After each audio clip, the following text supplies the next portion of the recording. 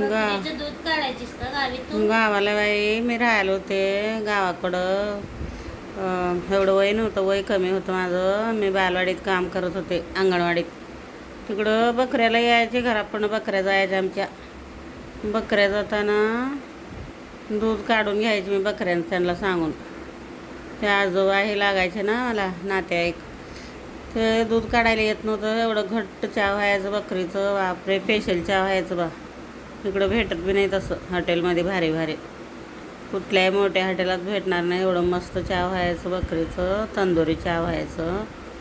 एकदम औषधी दूध असतंय बकरीचं, माहीत आहे का? औषधी, कुठला आजार होत नाही, काय नाही.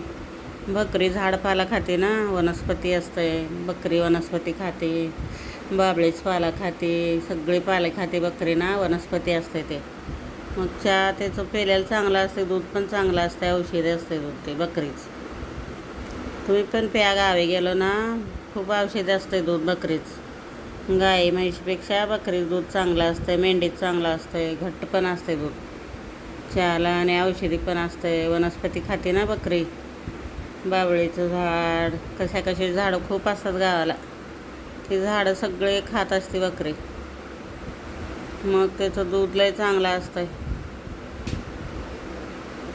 तुम्ही पण चहा करून प्या बकरी दुधाचं, टेस्टी लागतं चहा.